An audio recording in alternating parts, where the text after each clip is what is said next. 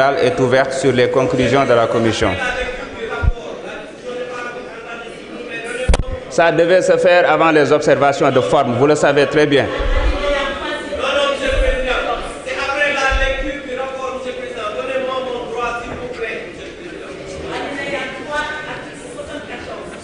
Allez-y.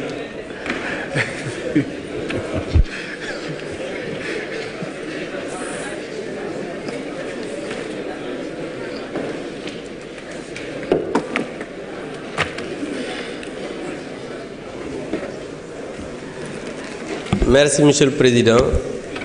maa ngi lay tàmbali d'abord di la sant yow en tant que président de l'institution di sant aussi mes collègues députés bi nga xam ne sama wayjur génn na àdduna taxawaay bi nga xam ne taxaw ngeen ci maa ngi la ci sant di la ci gërëm bu loolu weesoo nag ñu ñëw rek ci liggéey bi. Monsieur le Président, l'article 74 de notre règlement intérieur dit ceci. Alinéa 3. Après la lecture du rapport, un député par groupe parlementaire ou un député non inscrit peut poser une question préalable tendant à décider qu'il n'y a pas lieu à délibérer. Il peut motiver verbalement sa demande sur laquelle ne peuvent intervenir que le président et le rapporteur de la commission saisie sur le fond et le représentant du président de la République. Monsieur le Président, la dernière phrase dit ceci. Seul l'auteur de la question préalable peut se prévaloir de la faculté ouverte à l'article 70 alinéa 2. maanaam man mi nga xam ne maay auteur bi président am naa sañ-sañ man kese nag ñëwaat pour préciser loolu aussi ma wax la ko balaa nga may wax ne amoo ci droit. Maintenant, Monsieur le Président, moi je voudrais proposer à ce qu'on ajourne le débat et qu'on ne délibère pas pour cette proposition interprétative. Et je m'explique.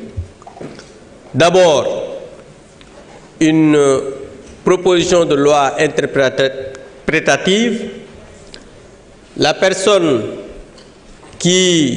notre collègue qui propose cette loi ne devrait pas faire cela parce qu'au moment du vote de la loi portant amnistie, il n'était pas législateur.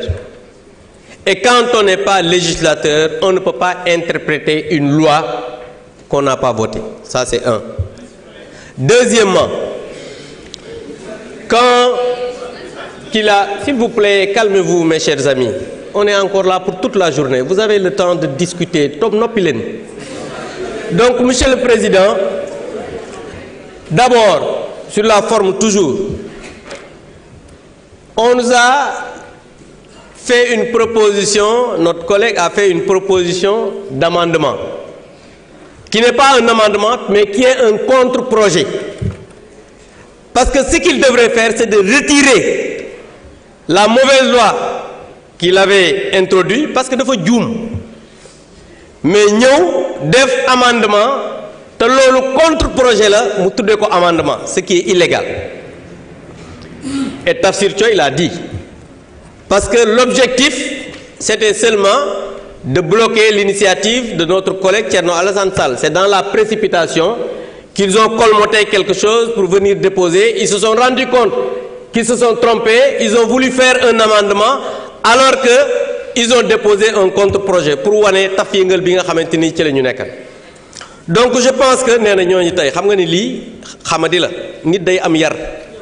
Donc juste pour dire que je rappelle que cette loi d'amnistie, encore une fois, waruñu délibérer. Pourquoi? Parce que moi j'étais le président de groupe à l'époque bi ñuy porter cette loi d'amnistie.